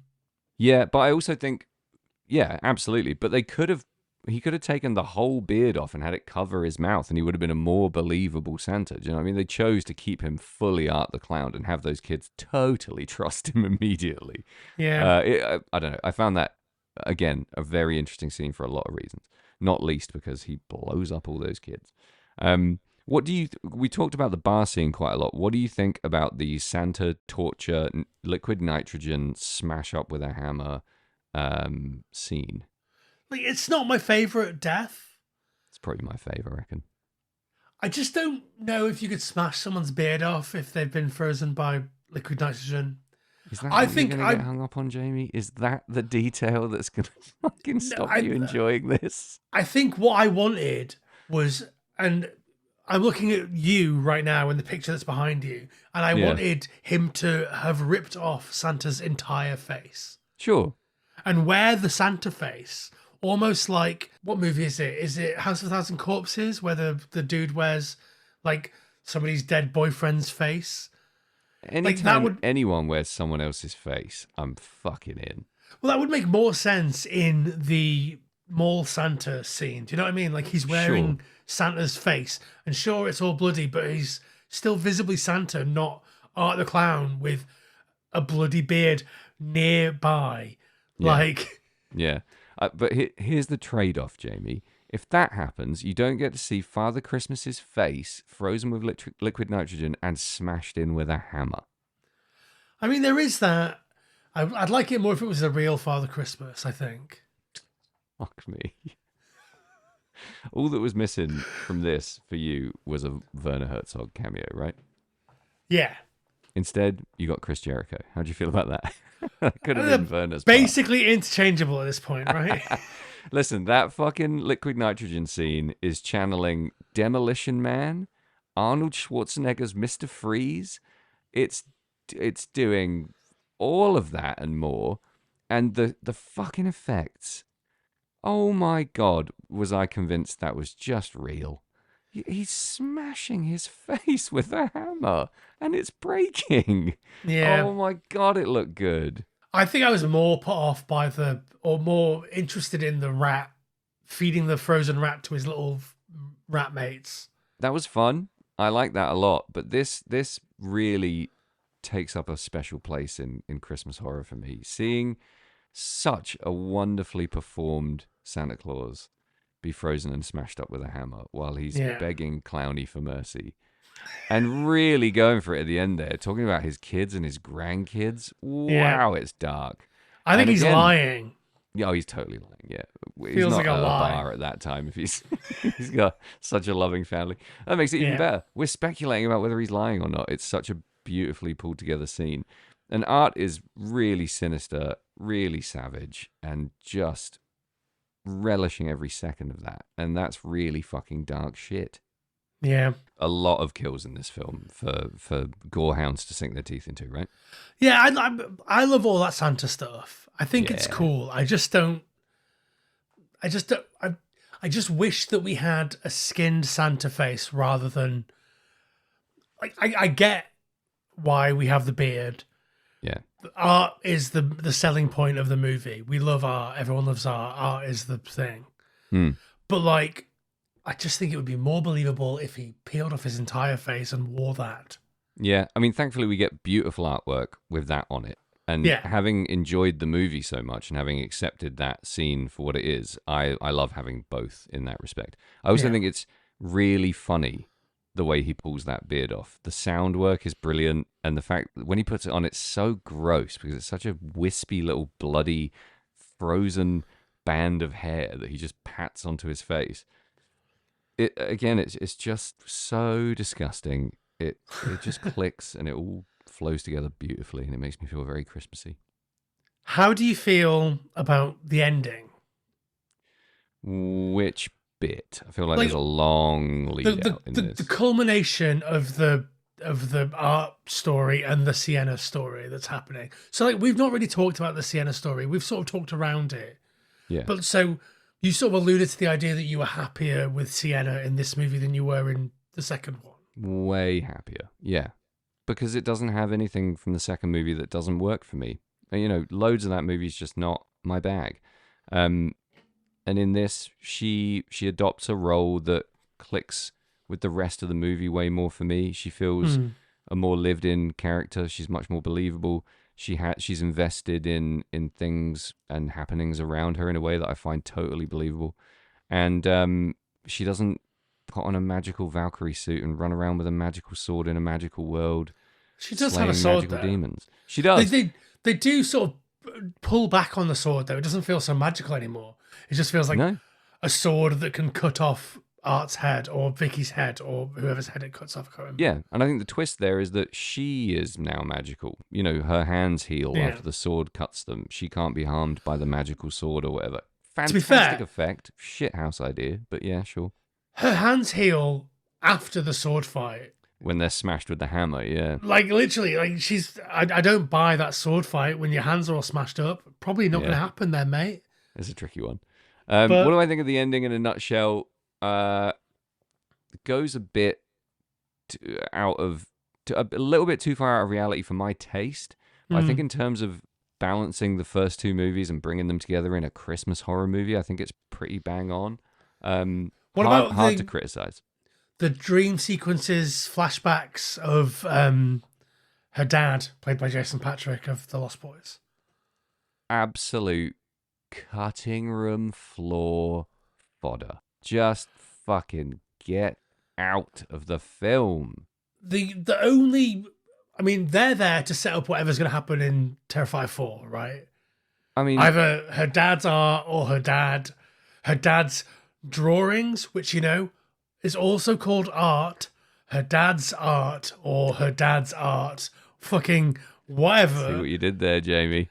Like, yeah, sure. Again, maybe that's another thread that is not for me. You know, there are people out there frothing at the idea of her comic book artist dad and all this bollocks. Sure, fucking go nuts on it. Maybe it's weird. It's weird to me that they were like, in the second one, it's like, oh, Valkyrie, Valkyrie, Valkyrie, Valkyrie, and in this one, it's like Warrior Angel. Yeah. Is it like, did Damien Leone like lose confidence in the fact that maybe he listened to our specific podcast about Terrifier 1 and 2 and was like, oh, this fucking idiot doesn't know what a Valkyrie is. I'm just going to change the name to a Warrior Angel. Flight of the Warrior Angels. Yeah. I mean, dude, a lot of people are dumb, you know? I just think, yeah, I don't know. Listen, I'm going to sound like a bummer if I talk about the stuff that I didn't like about that again. Again, I've talked part about of the nothing reason, but what I didn't like, so... I know, yeah, you're really going to town on this. I'm trying to 10 out keep of you in 10. it, bud. I do feel very strongly that because what happens in this film, in Terrifier 3, is you remove all of that stuff that I didn't like and replace it with Christmas. I'm so happy. Like, that's all that's happened here. I'm so easily pleased. I think that there's a lot of the stuff that you didn't like in the second one in this. You just... maybe you're like attuned to it. Maybe you're... Like a magic item. Yeah, maybe like you've spent enough time with it that like it's normalized now. No, I think you're abusing me again, and I'm not going to take it. There's less of that garbage in this, and it's the bits that are more in that realm are just much better executed and way more sensible, I guess, way more logical, way more in keeping with the rest of the movie as an isolated movie, and in terms of tying up some lore loose ends, I guess. Plus, it's effects that I enjoy. You know, the floor opening up, the demon eyes, the low voice, all that business. Great fun.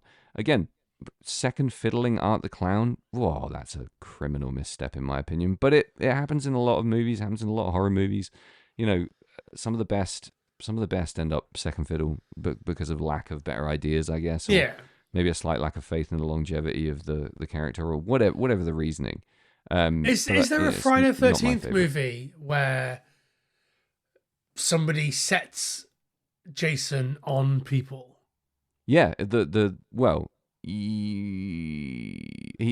kind of happens in Jason X, like and it happens in Freddy versus Jason. There's a lot of Freddy versus Jason stuff happening in the duality of the characters in Terrifier 3, as far as I'm concerned. You know, taking a strong force of malevolent physical evil and turning it loose on an enemy or the world or whatever. But I mean, in the most recent / last Halloween, Halloween Ends, there is a sidekick situation happening there. Yeah, I haven't seen Halloween Ends. Well, then I won't spoil it for you. Again, a movie where I have absolutely no idea if you're going to watch it 500 times and not shut up about it for the rest of your life, or immediately put it in the bin and hate me for ever saying it's worth watching. All I know is that everyone was like, oh, it's Christine. It's Christine. It's Christine. And I'm like, I don't understand how Halloween could be Christine. It's not. What are they talking about? That's all, my entire horror movie Twitter was like Christine, Christine, Christine, Christine. I'm not going to say what it is because it'll ruin it for you, but it's interesting, especially held up next to and in the same universe as this. But yeah, I couldn't get through Halloween Kills.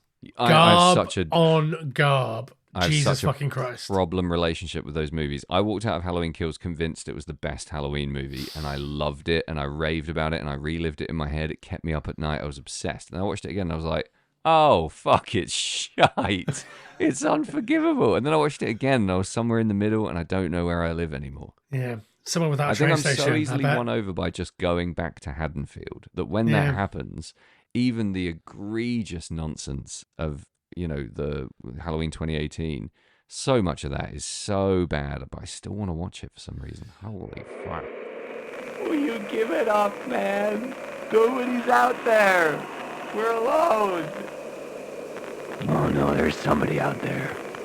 I'm picking up all this crosstalk.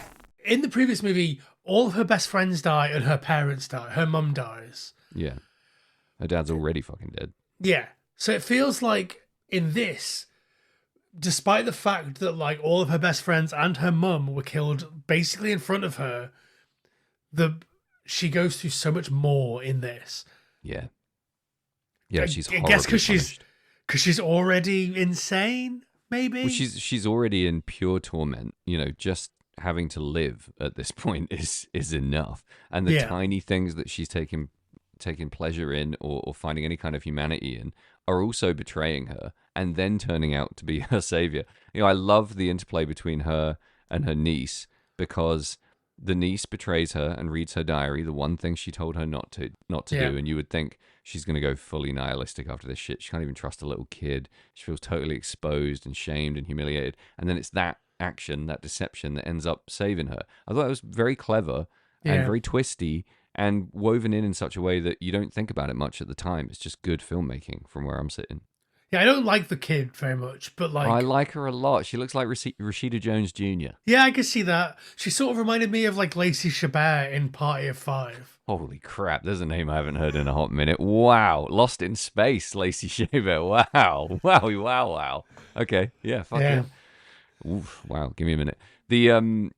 Yeah, so I loved her performance because how fucking hard it is to be the kid in the horribly graphic horror movie that isn't so precocious that you just want her to die, and that isn't so unbelievably How out of dare you place. say that about Danielle Harris? Give me a break. That's so... The balance is absurd almost, because kids shouldn't really be in these movies at all. Like, I always wonder, does the kid get to watch the movie after they've been in it? Fuck me.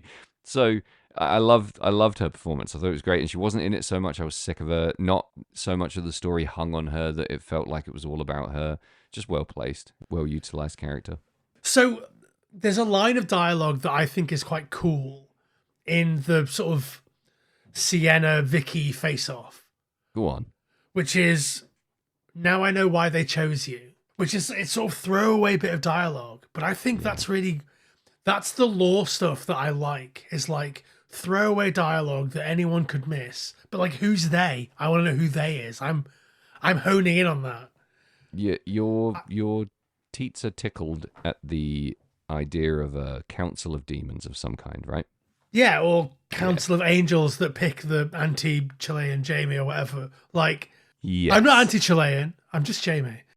Yeah, that was fine. And again, it tees up all the stuff we're going to see in the future when they go to hell. And I like that subtle blink and you'll miss it. Don't have to pay attention to it. Lore building more so than the hello, I'm your dad, and I've drawn a picture of you with a flaming sword. Yeah. And fucking nonsense. I mean, that whole thing is nonsense. Like, do you have a picture? Will you ever draw a picture of me? No. Oh, wait. Here's a massive one in enormous detail that I forgot I drew. Shut the fuck up. And sure, I like there are demons. I like that whole thing. I just feel like sometimes it feels like the filmmaker doesn't really know what the story is and where it's going. So there's it's lost. Tidbits. It just... And that shouldn't be the case with cinema. Episodic TV, maybe, especially in the 90s when no one knew if they were getting cancelled in 20 minutes or 20 years. But I just feel like I want a little bit more structure. And I understand why, the first Terrifier movie wasn't made thinking there's going to be 50 of these.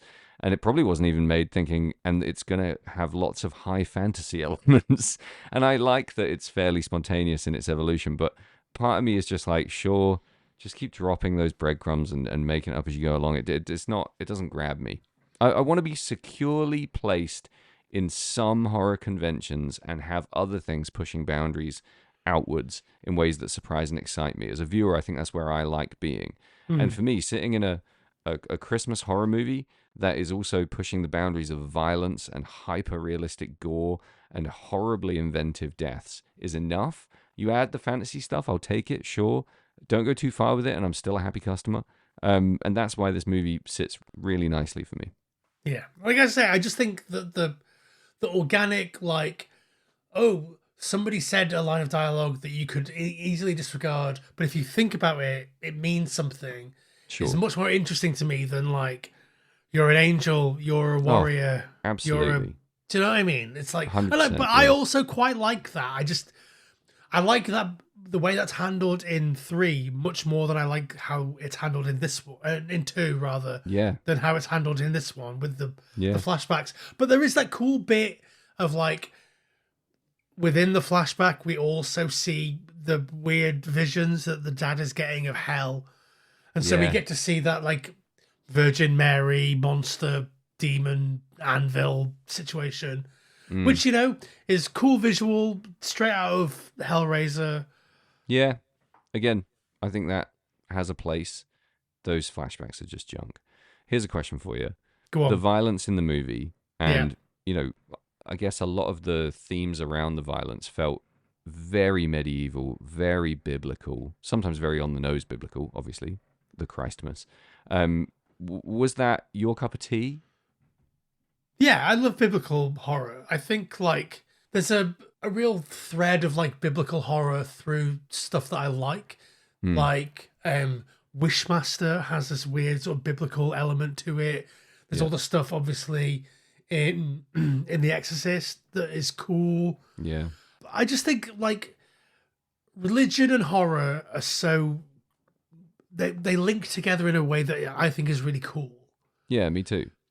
So, like, you bring that in, you bring that biblical element in, and I think it's cool. I think it feels incongruous here rather than, like, part of an organic narrative. But, you know, I don't care. Like, it's cool to see demons and crowns of thorns and Virgin Especially at Mary Christmas, demons and it's stuff. fucking so sacrilegious and such a shoving in the face of holier than thou Christians for their to be like, look at this, an actual crucifixion. Look at this, a real crown of thorns. Anyway, my point here is I like to walk around and imagine the expanded universes of these movies and where they could go next and what could happen, like a lot of horror fans.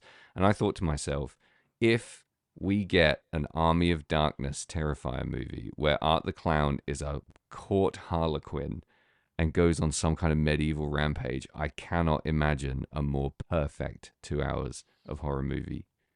It just in any universe, that could be so fun. Like, that would be the Jason X, right? Because, like, art in space would be boring. Oh, clowns in space, who cares? But, like, I'd still watch it, I think. Obviously, I would watch it too.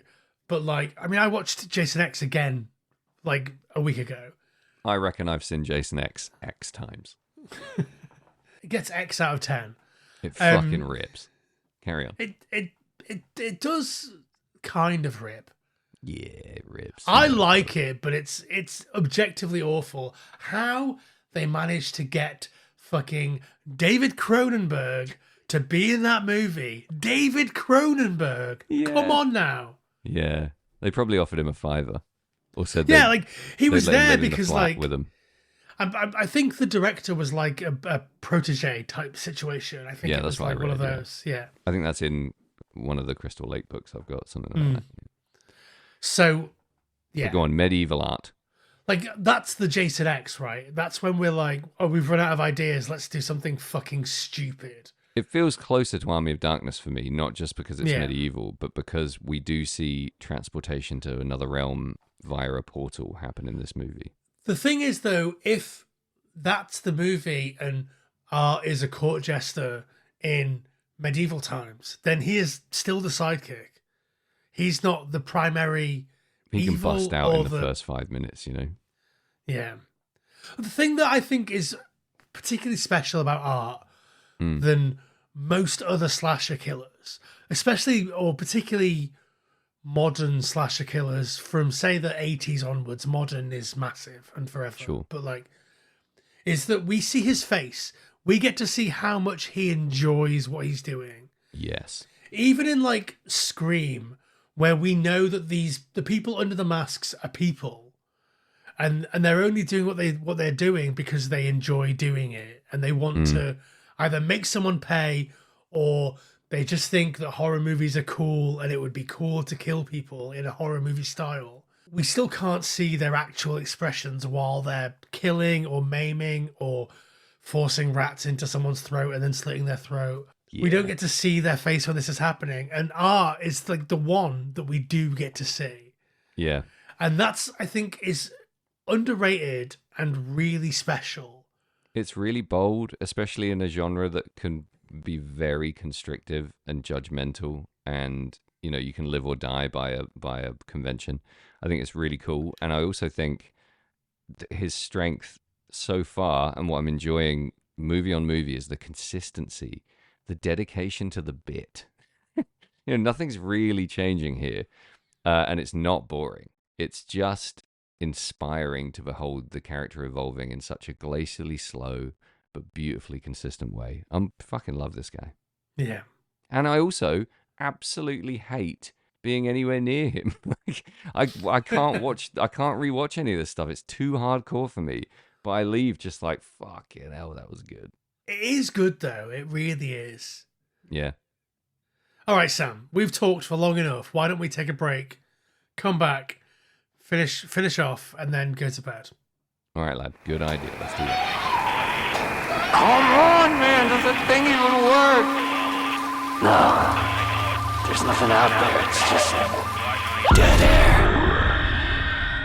So, Jamie, we're in the portion of the podcast where quite often we remind our listeners and or viewers to follow us on social media on the platform Instagram, the platform TikTok, and the platform Blue Sky. Yeah, at FT Horror Show. It's the Christian thing to do at this time of year. The season of giving, the season of goodwill. Tell a friend, gift someone something to do with us. Don't know how you do that, really. Don't know how to do that either, but you'll do figure it. it out. Yeah, that's on you now. Yeah, like some shit on social media. Jamie's about cranking out the content like your dad's cranking his hog. So get on there and shove your thumb in and do the good stuff. Yeah, if you don't do it, Uncle Larry will come round to your house, pop himself down the chimney, steal all the presents from under your tree, cover it in entrails, which we've not talked about yet. Superb. And then, kill the children that live in your house. Sorry, this has gone off the rails Easy, Tiger. massively. 5-star review, please. You're still listening. Yeah, do all that good shit. Moving on. So the decorating the tree with entrails was a moment where I thought to myself, they've really got to a point now where you can't do much more. You've done so much with so little. Every second that is available for Art to be up to mischief, he has been. Menace, mischief, and mayhem. Yeah. And when your back's turned, he's festooning your Christmas tree with your family's guts. That is top tier. I like it. It's incongruous. I still don't really understand where this scene is meant to be happening.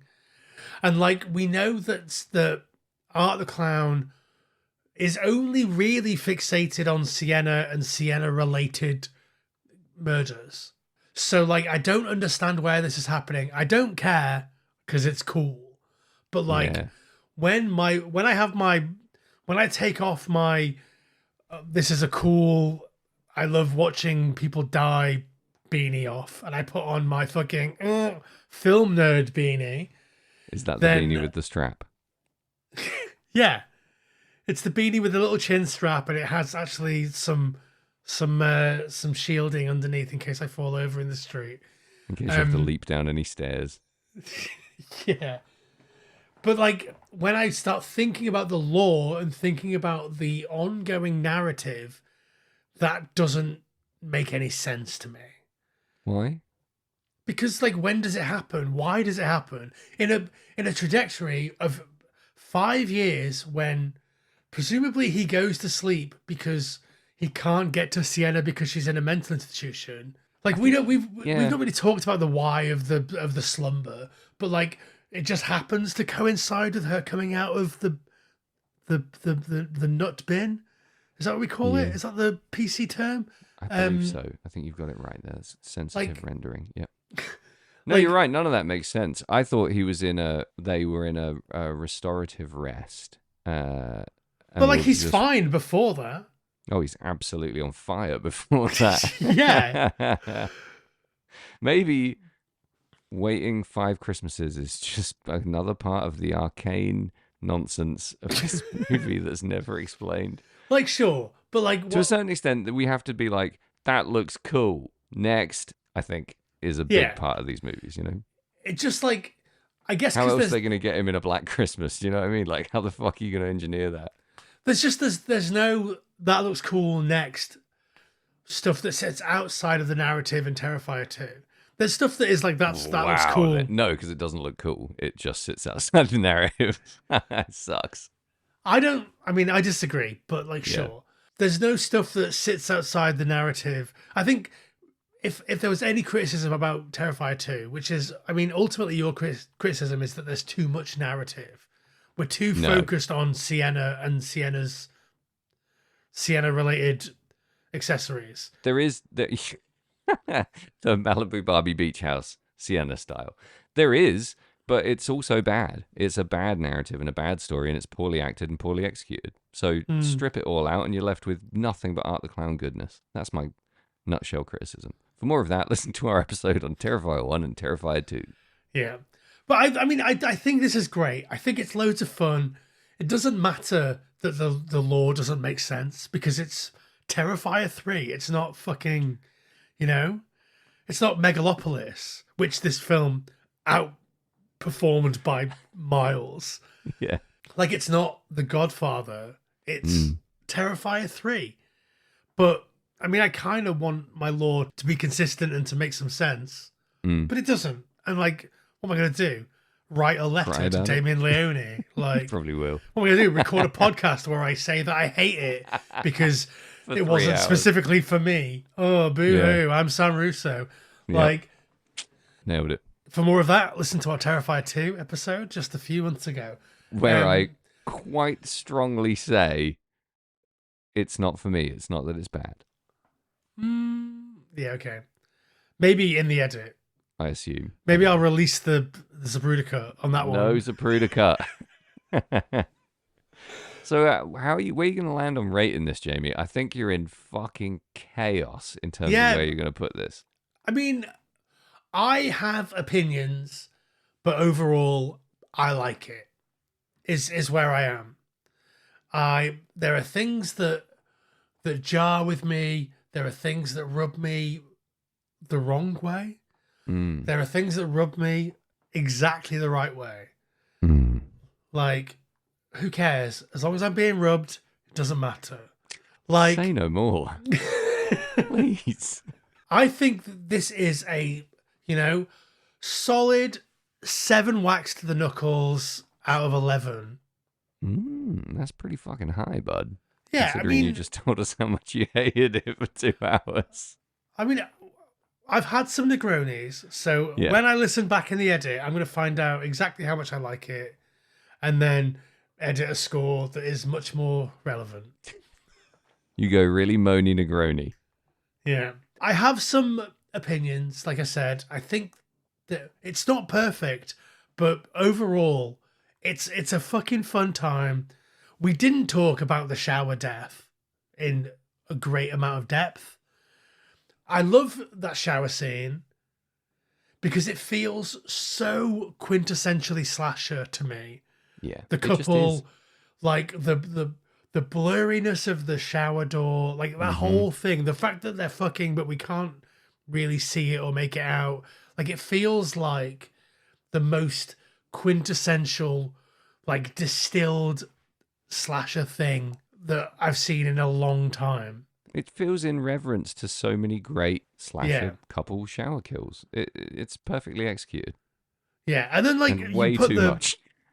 You put the hat on the hat of like the stuff that we've already talked about, the recognition, the dick and balls, the chainsaw, like all of that. Art the Clown is already so deadly with all of his tools. Who the fuck gave him a chainsaw? Do you know what I mean? Who's giving them chainsaws? Yeah. Wonderful stuff. And again, I actually think that's kind of a brave move. I think anytime you're putting a fairly traditional, well-loved slasher weapon in the hands of Art the Clown, you're opening yourself up to some scrutiny. And he is such fun with a chainsaw. I can't wait to talk about another fantastic chainsaw fight in another horror movie in the near future. But wowie wow, does he wield that chainsaw with authority and flair. So yeah, 7 out of 11. That's where I'm sitting. Wraps to the knuckles with a mallet. Hey, tell you what, there's a moment, speaking of the mallet, the moment of violence in this movie that really, really lands for me is when is it Vicky or is it Art, hits Sienna in the stomach with the mallet. Oh yeah, I And oofed out loud. Yeah, it feels like it lands for me so much more than any of the other violence in the movie. I feel that happening. It's such an innocuous move, and but I think it's great Foley work probably, but they just play, and there's a bit where one of my favorite things he does that makes him so sinister is every time he walks past her, he slaps the back of her head. Yeah, I love that about him. He's such a fucking prick. Yeah, that sort of feels so like, I don't know, John Benet Ramsey stuff to me. Like Yeah. it feels real. It feels like a real kidnapper has really kidnapped a real person, and they're just being a dick because that's what people are like. Yeah, and that's what I mean about the horribly uncomfortable balance of comedy and violence in this, is that is fucking horrible and yet hilarious. And to me, that means it's well done, because what the fuck else is it? Do you know what I mean? It's a little piece of movie magic there. Yeah, I think absolutely. that's testament to, David Howard Thornton in this is taking an already spectacular 2 movie performances and just sending it into the stratosphere. He's absolutely perfect in this, I think. And if there's anything that's even remotely criticism worthy in his performance, it's someone's hack job editing, because he is unfuckwithably magical as Art the Clown in this. Anyway, my rating, I've said it all. The enduring thing for me out of this movie watching experience that I'll never recreate in all likelihood is the stunning visual of Art the Clown as an evil Santa Claus. Anytime he's in that outfit, some great shots of his face, some wonderful moments of him just in costume doing horrible things is really enduring for me. Not trashy, not throwaway. Sits really well in the Christmas horror movie canon for me. I'm going to give it 7. Go on. I can't. Thing is, because it's such an unpleasant experience to watch the film, it feels like that's really high. Okay, I'm going to give it 7 gooey, mashed up testicles out of 10. Yeah, well, I thought 7 out of 10 was high, so I went to 7 out of 11. It's super high for a movie that you really didn't enjoy. I mean, I enjoyed it a lot. I know. I just think I just loved have it. Yeah, I'm talking about opinions. me. I was cringing and writhing and going, oh no, oh god, quite a lot. So for that rating to equate to that experience is interesting. But I just think it's for what it is in the world that it exists in. It's pretty masterfully done in a lot of ways. We're off now for a couple of weeks. Bliss, silence. Yeah. So if you're listening to this and you want more content, there is more content on our Patreon. But we're not going to release anything until the new year. We're having a little rest. So we're having the rest of the season off. I'm going to go up to the attic and sit in my rocking chair. Yeah. I'm going to go into a woman's house and make friends with her child. You're visiting your mum?